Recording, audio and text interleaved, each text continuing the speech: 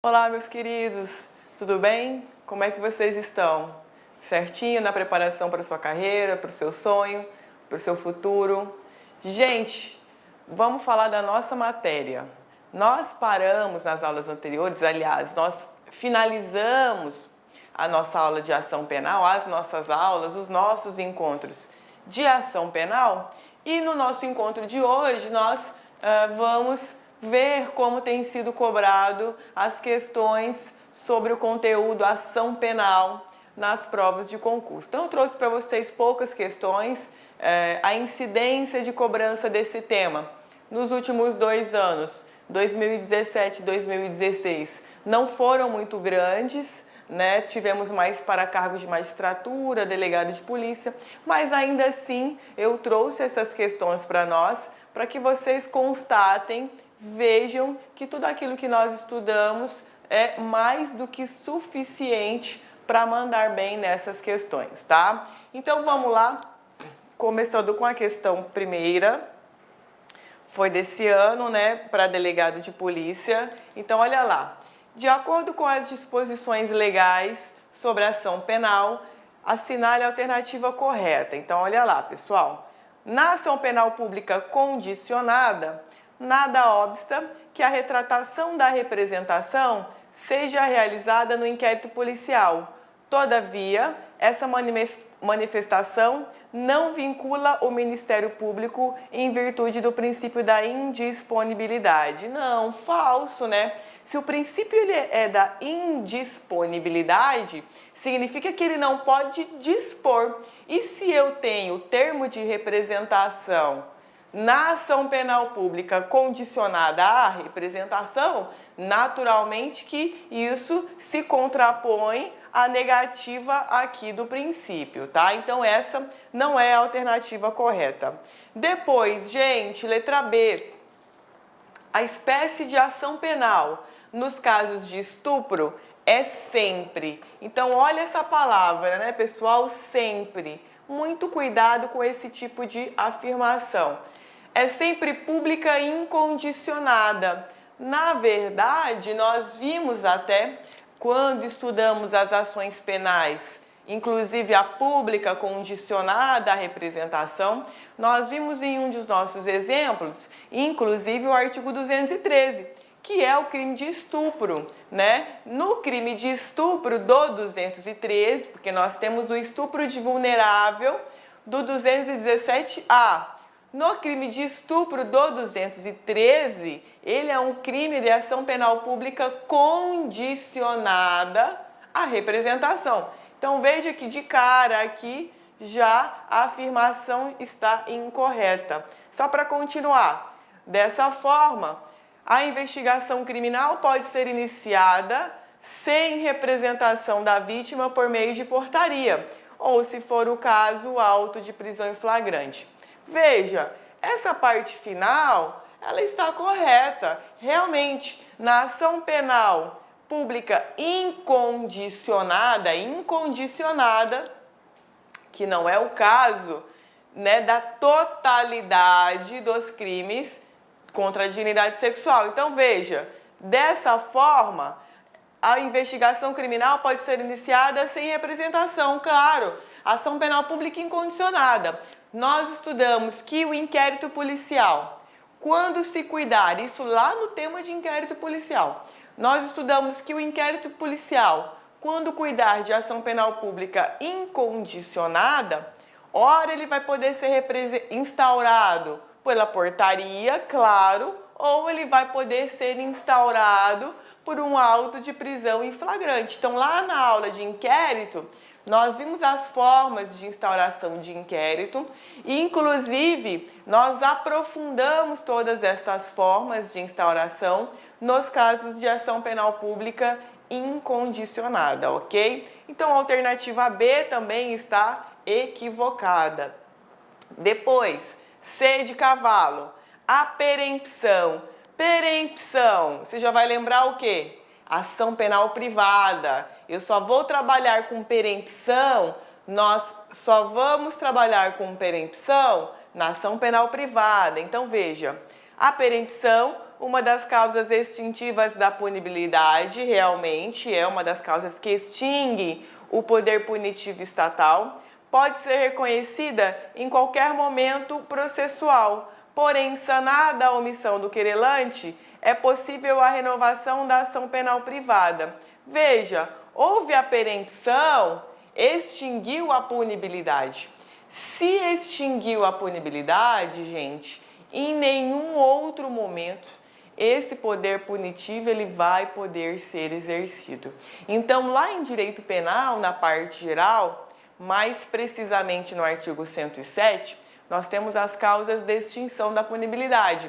Uma dessas causas é a perempção, perdão do ofendido, que nós estudamos na aula passada, perdão judicial, prescrição, decadência nas ações penais privadas, com relação à renúncia, decadência ao direito de representação, com relação à ação penal pública condicionada. Então, veja, ocorrendo uma causa de extinção da punibilidade, e aí se insere o nosso exemplo, que é a perempção, extinguiu a punibilidade.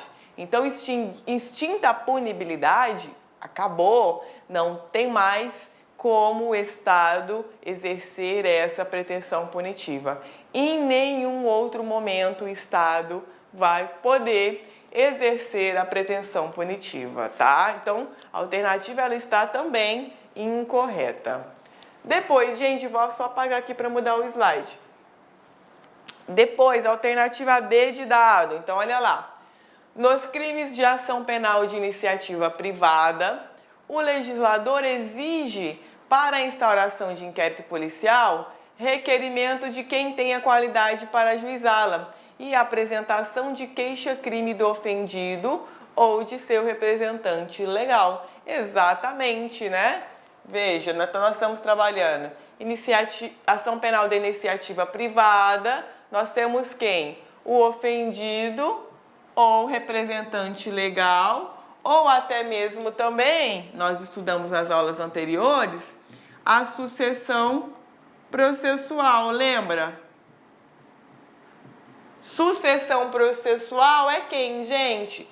Cônjuge, companheiro, ascendente, descendente e irmão, que é o CAD. Então, se foi praticado um crime de ação penal pública condicionada à representação, ou muito melhor, né, no nosso exemplo, ação penal privada e a vítima morreu, nós temos a sucessão processual. Então, nós estudamos nas aulas anteriores que é perfeitamente cabível a sucessão processual.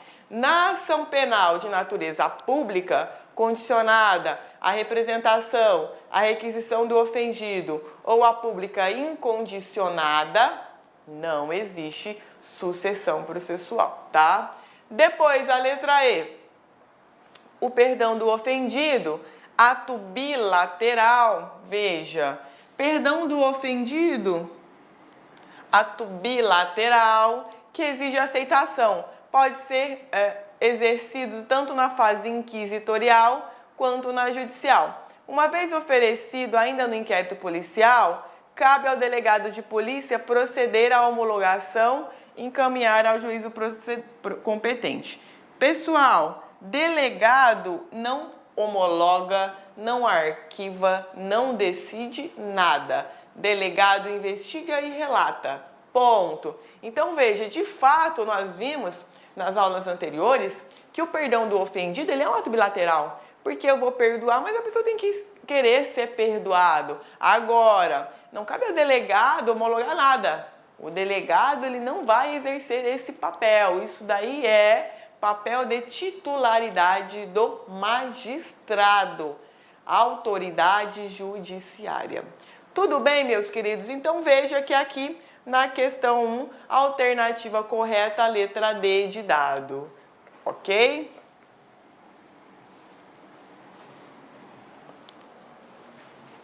A outra, pessoal, questão 2.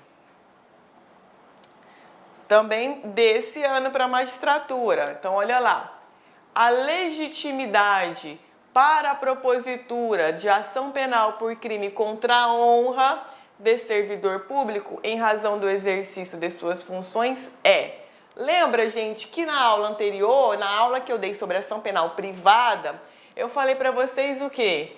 Crime contra a honra, regra, ação penal privada, né? Falei para vocês, caiu em prova, ação penal privada vai cair crime contra a honra. Injúria, calúnia e difamação, artigo 138, 139 ou 140. Desculpa, gente. Nós vimos que é a regra. Então, tem exceção. Então, olha lá. Letra A. Ação penal, ela é exclusiva do Ministério Público. Condicionada à representação, não. Ação penal privada, o Estado está fora. Tá. Então, alternativa A incorreta. B. Concorrente do ofendido, mediante queixa e do Ministério Público, condicionada à representação do ofendido. Essa alternativa correta, ela é vinculada à súmula 714 do STF.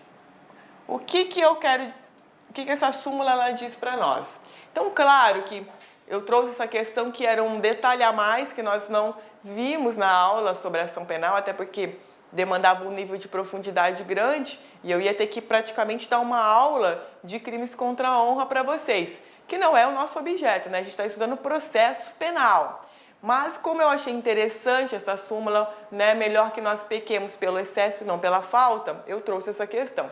Então veja, lá nos crimes de ação penal privada, dentro dos crimes contra a honra, nós vimos na aula de ação penal privada que as ações elas são privadas, né, queixa-crime, e que tem algumas exceções, no caso de injúria real, né, e no caso de quando o crime contra a honra for praticado contra servidor público no exercício das suas funções. Então, se você caluniou, difamou, injuriou um servidor público no exercício da sua função, claro que em razão da função, é cabível a ação penal pública condicionada à representação.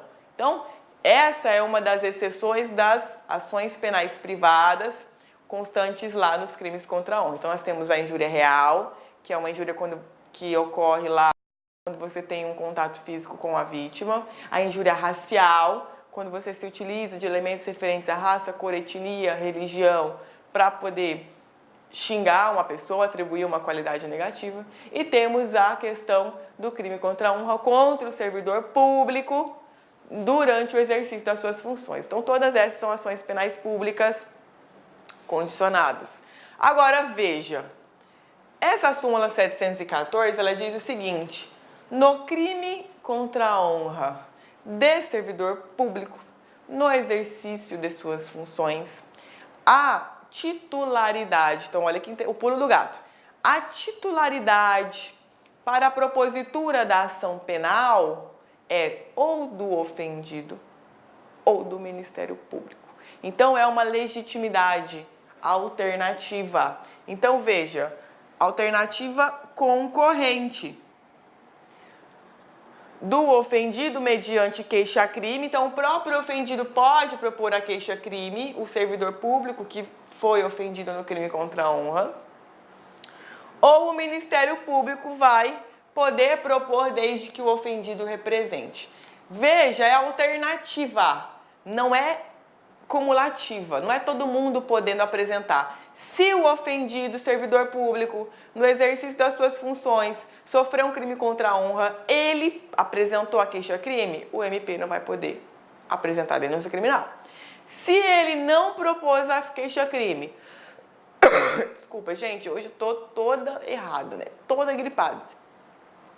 Se o ofendido não representou, aliás, não propôs a queixa-crime, mas representou, então ele deu a anuência para que o Estado promova a competente denúncia criminal, tá? Então, muita atenção nesse detalhe. Essa súmula é muito aprofundado, eu sei, mas eu quis trazer para nós não ficarmos com nenhuma lacuna no estudo da ação penal, tá? Então, aqui a legitimidade é concorrente, alternativa. Entrou um, o outro. Olá, meus amigos, minhas amigas, sou o professor Luiz Antônio de Carvalho e com muito prazer, muita satisfação, estou aqui para convidá-lo a conhecer o nosso grande curso da Polícia Judiciária Civil de Mato Grosso. Nós aqui da La Concurso, nós temos uma tradição muito grande nesse concurso. No concurso 2013 e 2014, nós tivemos aí quase 500 alunos chamados da LAC Concursos. Esse curso nosso, pré-edital, completaço, 120 dias de acesso por apenas 10 parcelas de R$ 35. É isso mesmo, 10 parcelas de R$ 35, você vai ter uma oportunidade ímpar na sua vida de ser policial civil de Mato Grosso. Bacana, meus amigos? Então, espero vocês. Peço que vocês cliquem aqui embaixo, tem um link para fazer a sua matrícula da LAC Concurso. Forte abraço, fique com Deus. Tchau, tchau. Clique lá.